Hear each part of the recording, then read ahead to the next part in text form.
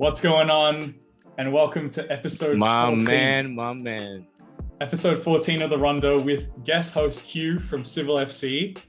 Mate, my boy Josh again has gone AWOL to Canberra.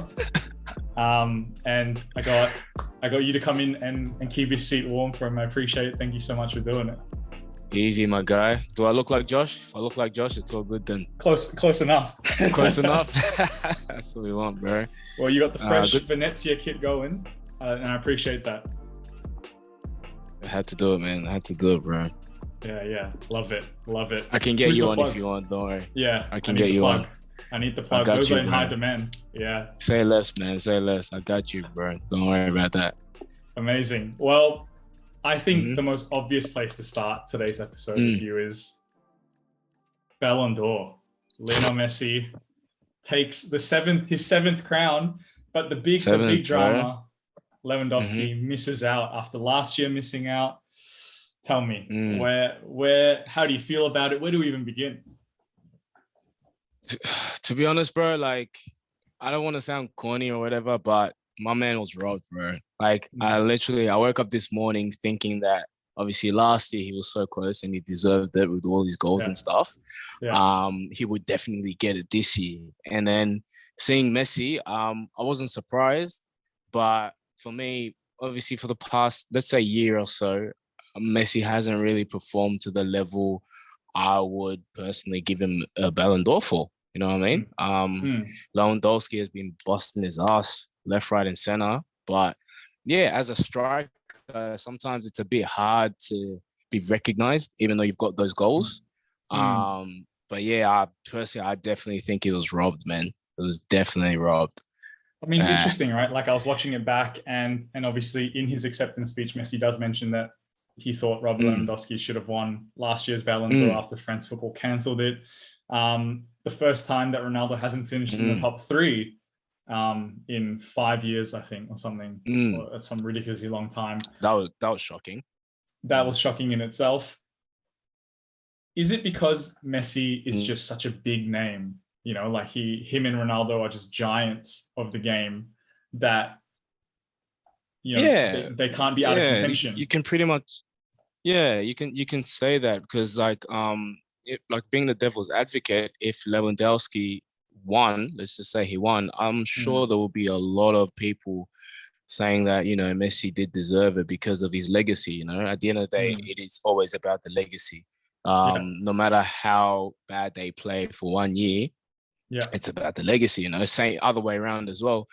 You have players that are not that great, and then they have one really good year, and then you got people comparing them to the greats. You know, so it's a bit of a sticky one. But me personally, I wanted him to win it so bad last year, and the fact that he didn't win it this year is just like. But you can't take it away from Messi. He is a GOAT. Like, he's done the hard yards. What about the conversation around trophies won, right? If it's calendar year, that's what they do the Ballon d'Or. And what did Robert Lewandowski win compared to Messi on both club and international level, right? Messi lifted the Copa America. Yeah. Does that then, when you put it in that context of achievements in 12 months, does that then make more sense why Messi would have edged Lewandowski out? I think you hit the nail on the head with that one, man. I think that's the only reason why he probably edged over Lewandowski, because these days football is just about stats, man. No matter how much goals you have, if you have trophies, like, no one can chat to you. You know what I mean? So because he won the Copa America and everything, I think that kind of pushed him up there as well. Even though his performance hasn't been the best, you know. Yeah, that's my opinion. Yeah, and just to segue to performance, right? There's obviously talks of PSG with their famous front three now: Messi, Mbappe, Neymar, too lazy, not moving around, not playing their role in the system. When you think of that, how does that play out in your mind then for Messi's own career and the way that he finishes up? Because, you know, him and Ronaldo getting on a little bit. How does that little chapter in Paris close it out for him? To be honest, I kind of seen this coming when he moved to PSG. I just having a team full of superstars is like, in this day and age with football is never really the best thing. You know what I mean? Yeah. The sad part is it's Messi. Like, I don't ever want to see Messi finishing off his career at a team where he's not playing his best football. You want him to, like, you know, leave at the top, like the Xavis and stuff like that. Yeah, there are a lot of egos in that team, and I think that's what's killing them at the moment. But overall, like, yeah, I don't think, even from Ronaldo, I don't think we'll see the best football out of him, because just because of age, where they're at in life at the moment, the teams they're at the moment, Manchester United, you guys are not doing that great as well. PSG is just full of superstars and ego. But the good thing about Messi is he's a very humble person, so he can get those like those little goals where they're really depending on him to win a final or something, and then he will still always be that GOAT. You get me? But week to week performance, I don't know, man. I don't know. You can't look past Lewandowski's goals as well. Yeah, definitely. But that's the thing. That's the only thing he has. To be honest, like, if we're talking Lewandowski, you're thinking goals. That's all he has. And unfortunately, in this day and age, as we said, like, that's not what's, you know, only gonna win you the Ballon d'Or. Like, you need trophies, you need big wins, you need all these other things to come together for you. You know what I mean? And do you think that this is the last time the duopoly of Messi and Ronaldo will be at the top of the game in terms of, like, the Ballon d'Or? Will next year be the changing of the guard? You know, you've got Mbappe, who wants to leave PSG. Obviously, Haaland, who's scoring a goal a game every time he plays for Dortmund. Is there a new age coming in as well? There's definitely a new age coming in. I don't know if it will be next year, but definitely within a few years to come. Just because of how those two GOATs are, they might push it a little bit next year. But at the same time, like, this is my opinion, I don't think there's enough contesting talent out there. I feel like Mbappe, yes, he's in the conversation, but he's very on and off for me. Neymar, yes, he's in the conversation, but he's very lazy for me. Sometimes he wants to play, sometimes he doesn't. Like, I can't, apart from Lewandowski and a few others like Kante, who really doesn't get the recognition, I can't name you an up and coming GOAT. Do you get what I mean? Like, I can't really do that right now, apart from the youngins, the really young ballers that are coming up, but they still need a bit of time and stuff. So with that, I just can't see the new age at the moment. So it might take a couple of years before we see. Haaland is getting up there. I understand that. A couple of other players are really shining and stuff, but I don't know. This is not 2007 where we had, like, Pato. We had so many talent, like, so much talent out there, bro. You know? Yeah. I don't know, bro. We might. I don't know. To be honest, like, football. That's the beauty of football, bro. You just never know. And we'll close out the Ballon d'Or chat on this note. 100%. I promised I wasn't going to talk about Manchester United today, because every single episode we talk about Manchester United. So we're not. I'm not doing that. Okay. Cool. I'm not doing that. But do you think Cristiano Ronaldo will win another Ballon d'Or before his career is done? Like we mentioned at the top, right? Because first time he's finished out of the top 3 in like 5 to 7 years. He had, I don't know if you saw that explosive kind of response to that article written about him, saying that he wanted to have more than Messi. And if for him it's an obsession, do you think he wins another one before he calls time on his career? If he stays in the EPL, no. If he stays at Man United, no. Definitely not. I just feel like the EPL right now has changed so much, and it just doesn't suit his football. He's someone that might strive in the Italian league or even the French league, or, you know, teams that kind of build around one player, you know. But the EPL is so team-based, 11 players on the pitch, so I don't think he can shine. Honestly, I don't think he will. We'll have to see. But we'll see. We'll have to see how that plays out. But I think it's a good segue, because 100%. Since we linked up, right? We linked up on IG, talking football together. And I remember we were talking about Ollie when he was still at the club. Yes. And you likened it to Frank Lampard as now this weird obsession in the Premier League of bringing back old former heroes, installing them as managers. And we've seen that trend kind of expand now to Barcelona and Xavi, and a lesser kind of level of Aston Villa bringing Steven Gerrard and Wayne Rooney at Derby County, these kind of names. I love your take in convo rather than over DMs about how you feel about this trend of famous players coming back to be managers. And then also, is there a bit of a salty undertone, if you will, of managers who have done their time, but then still can't seem to break into that top level of management? Management. Yeah. I've been an advocate for this because obviously at Chelsea, obviously having one of my heroes, Lampard, come into the team and coach, I loved it. But personally, I don't like it because what it means is that you kind of get emotionally invested in your manager, which is a very bad thing for me because it got to a point where Lampard was doing a lot of things that were bad for Chelsea, but because I loved him so much as like my hero, I couldn't see it, you know? So I would be having discussions with certain people and they'll be like, what are you talking about? Why are you getting so emotional with it, you know? I think sometimes it can work, but honestly, like long term, as a manager, there's so many things that you need to bring into the team that it's very hard unless you're someone like Zidane, who just had no fault. You know, he was very lucky to win major trophies, and now he can be put in the conversation as an elite coach. You know what I mean? But the majority, as we can see, Ole, Lampard, even make Crystal Palace right now, like they're not doing the worst, but just that little thing that managers have and they can bring to the team, I don't think players can. And it's interesting. At Crystal Palace, one of our most viewed clips, I said this last episode, is when me and Josh were like talking about Crystal Palace, and then all these Crystal Palace fans started getting on us. And look at you now. Hey, man.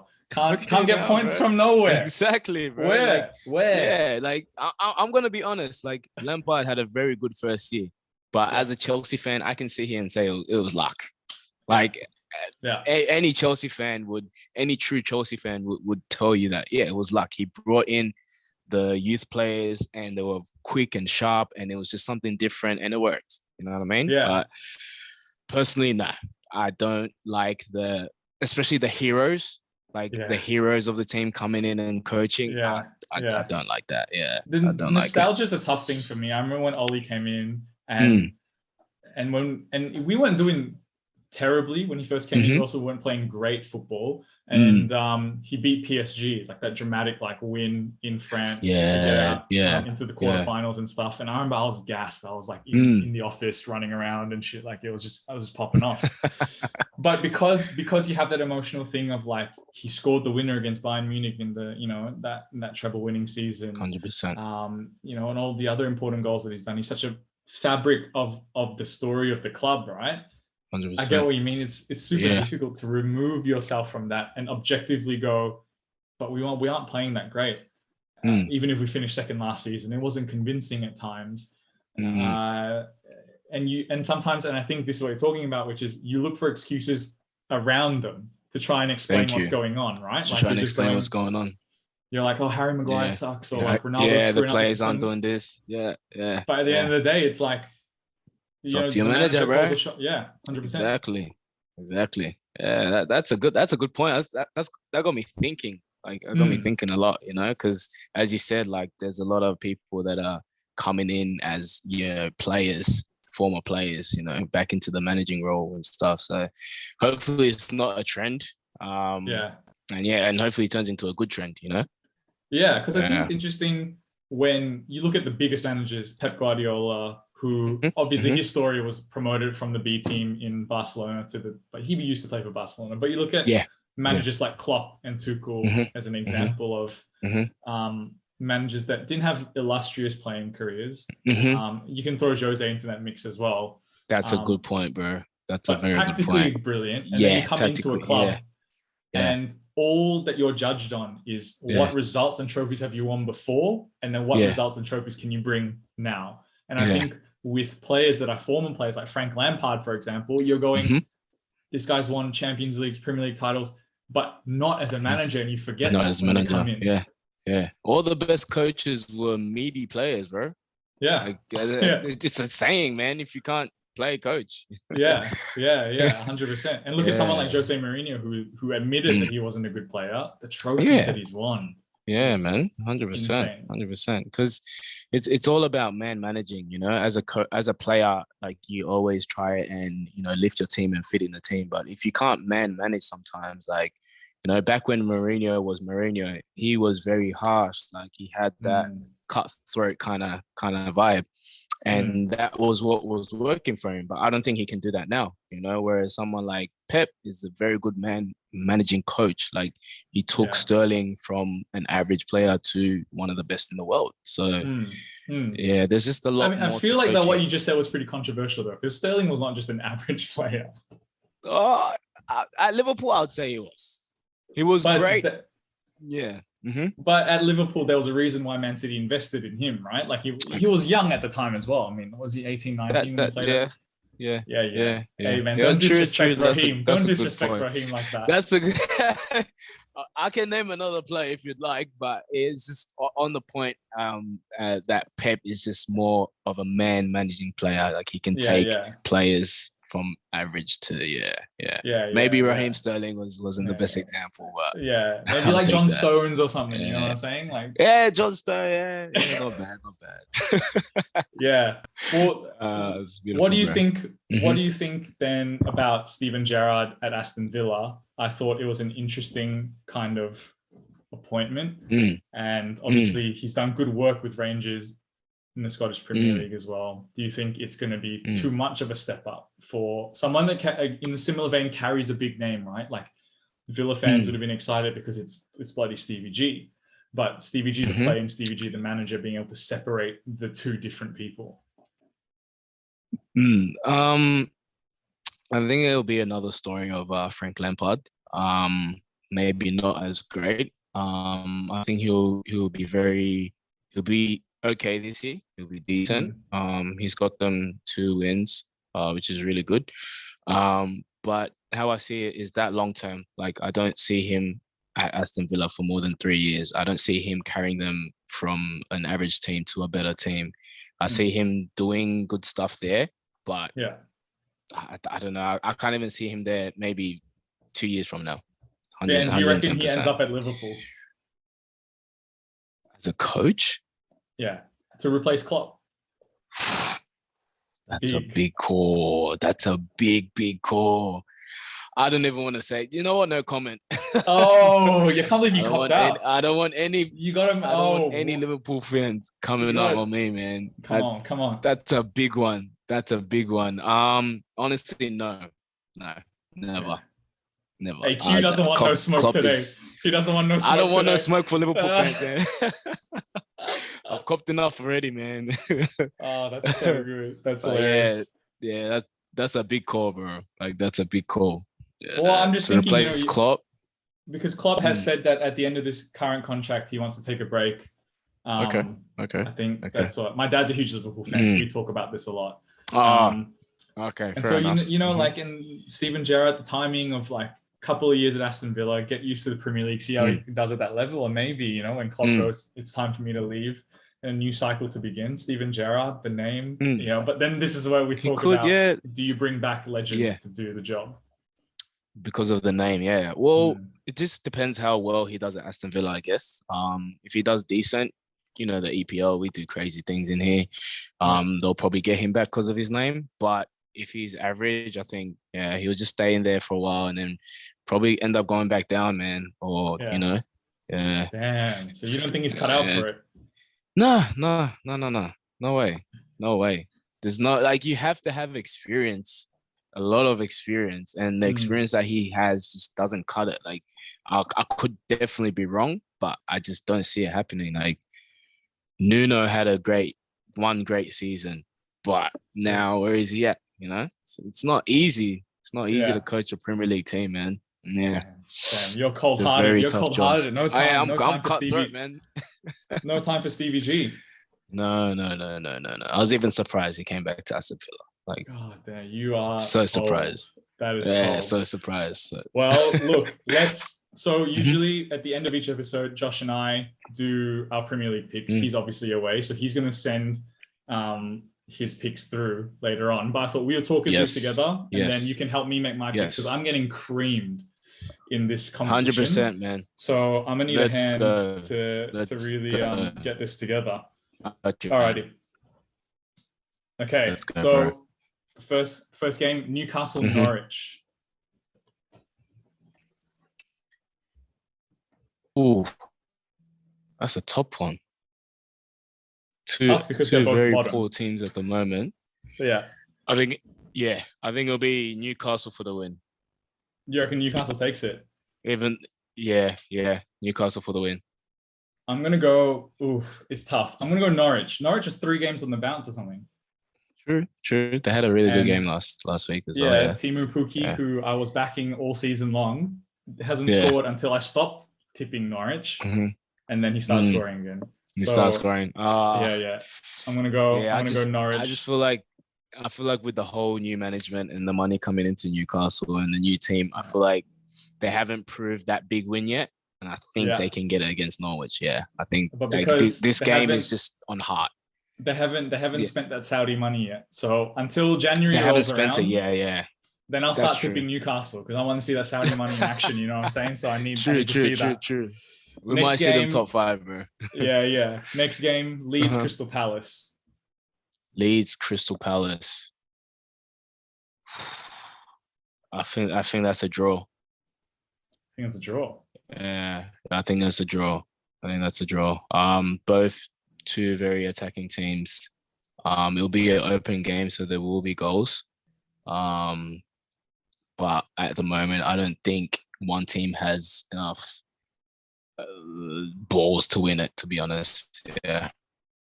Well, look, to all the Crystal Palace viewers, I know I roasted you earlier on, but I'm going to go Crystal Palace. I got a soft spot for Wilf Zaha, Eze, Benteke, Eduard. I reckon they'll get it done. Leeds have been struggling. Leeds have been struggling a lot, and I'm not sure. Very good players. Yeah. I'm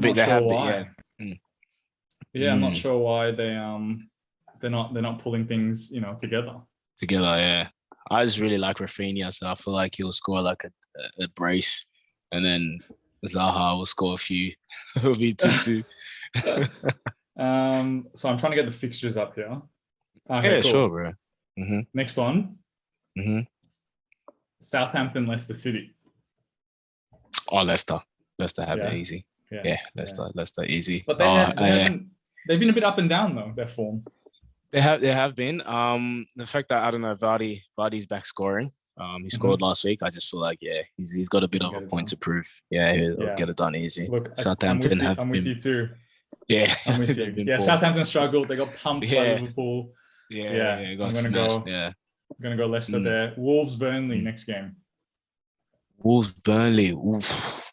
That's a tough one. That is a tough one. I'll go Wolves. Wolves. Yeah, I'll go Wolves. They do play some nice football though. Yes, they do. Under the new manager. And I really like their striker as well. I'll keep forgetting his name. Jimenez. Yes, and the other one, his counterpart, I forgot his name. The Korean guy? No. Yes, he's very Hwang good. Hee-chan. He's very good. He's very good. So I feel like they'll have it. Yeah. I'm gonna go draw. Draw? Burnley, but Burnley are that team that just like stack numbers in the box. They just defend as a unit. So I reckon a draw is there. Here we go. This one. Yeah. Chat to me about this. Watford Chelsea. What, man? Come on, bro. You got held by United. You know what I mean? Watford beat United. Yeah, we United. So it was a very poor game. We underestimated them. We had all the stats at the end of the day, but we couldn't put it away. But I feel like Tuchel is the kind of manager that if we mess up the game before, we're not doing it again.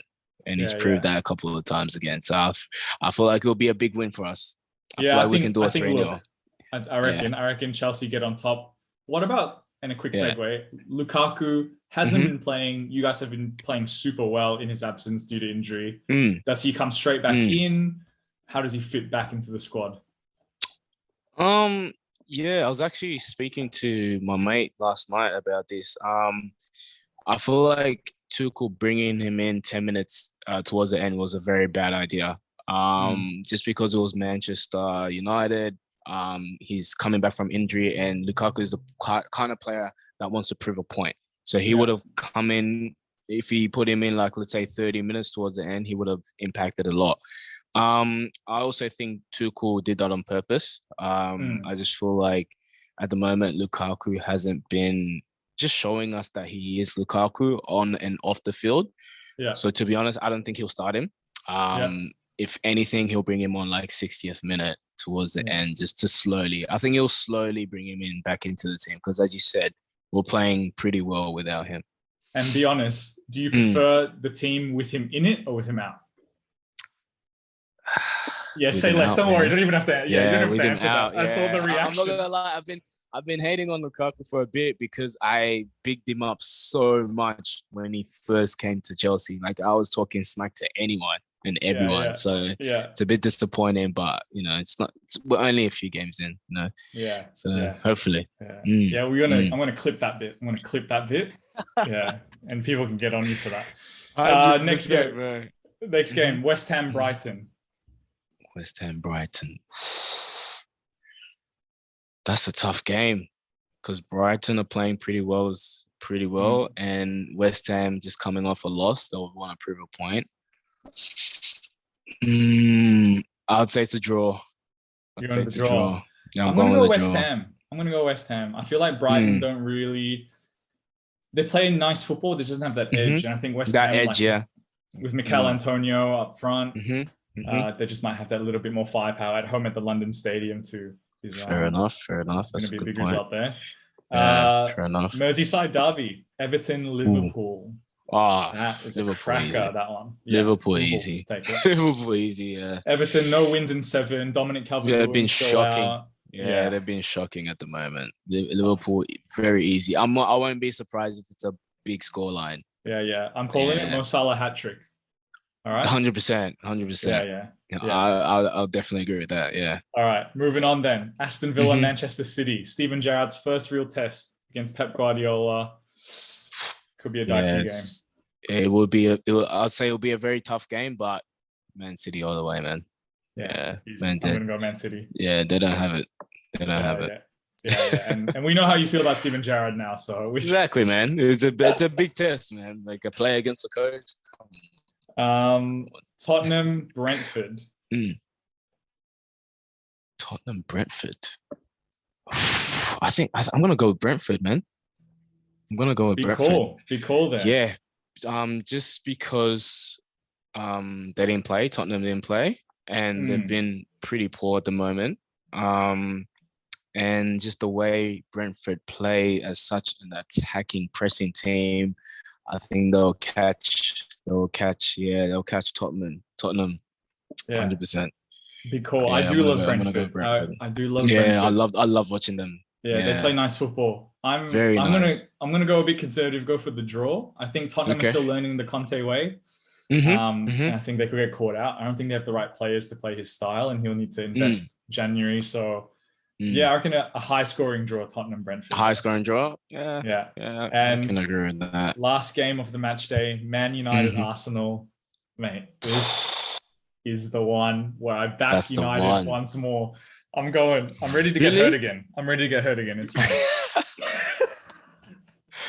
Oh man, I think Arsenal are gonna smoke you guys, bro. Why do I have you on the show? You are just disrespectful today. This is what you need, man. I'm telling you. Yeah. I just tell me why. Give me 3 reasons why you think Arsenal will win.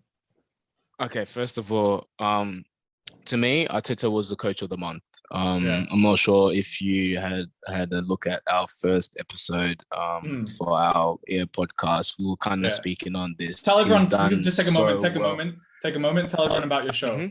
Quickly plug. Yeah, so under Civil FC, we have a podcast that launched last week called The Civil Talk Show. It's available on YouTube.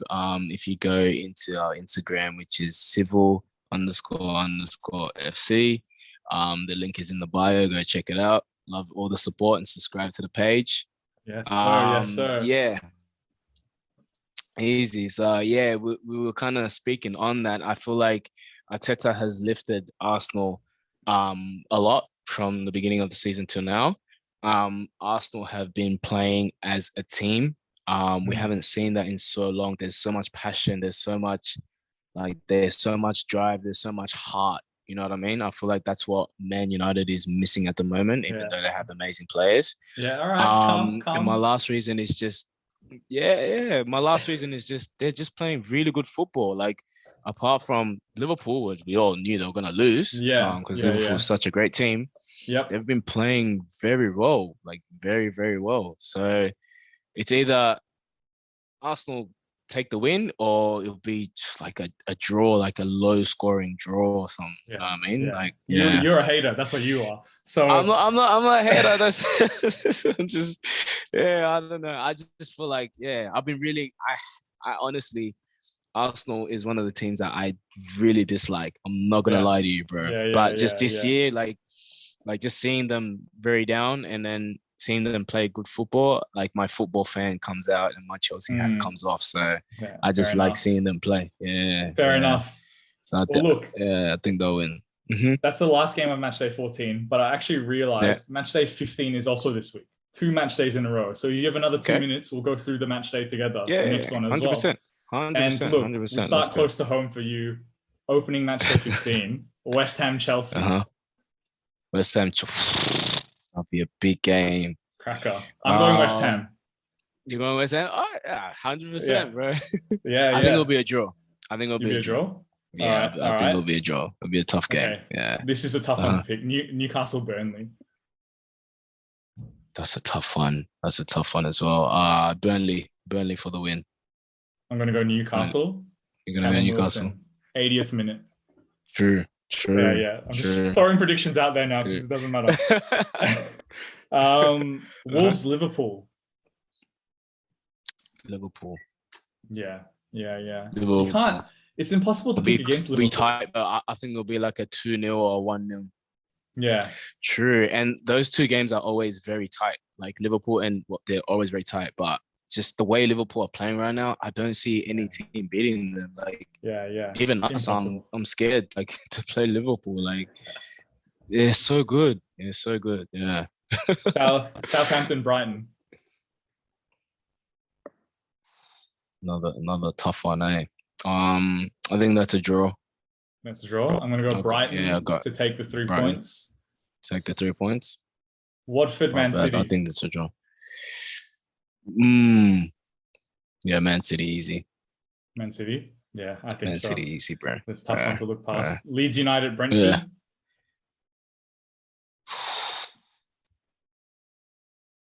Brentford, man.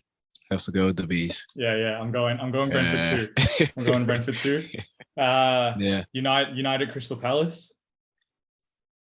Yeah, I think that's where United will start to rebuild. I think they'll get a big win over them. Especially with the new coach coming in. Yeah, they'll get a big win. I'm on board. I'm on board United. First time I've tipped United twice in a row since Ollie let us down a path. So it'll be nice. Poorly. Yeah. Spurs Norwich City. Spurs. Just going off what you said as well, I feel like they will start to learn the Conte way, start to get on board, and then just smash that. It's a lower league team, yeah. Yeah, Norwich. I think Norwich will find it tough. Yeah, very tough to pull it together. Aston Villa, Leicester City. That's a big game. I'm gonna go with a draw again. Yeah. I think that'll be a very tight game. Yeah, I think so too. I think Leicester might edge it at Villa Park. Yeah. If anything, Leicester will edge it, but it'll be very tough. Yeah. Very, really tight game. And the last game of match day 15 to round it out, Everton Arsenal. Oh.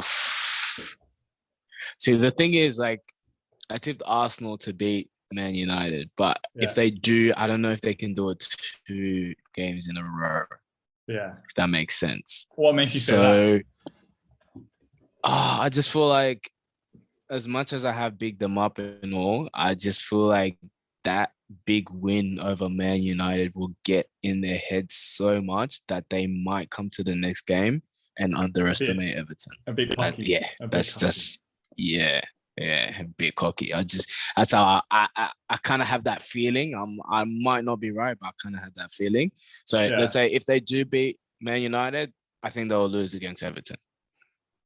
Hugh, let's just keep it at that.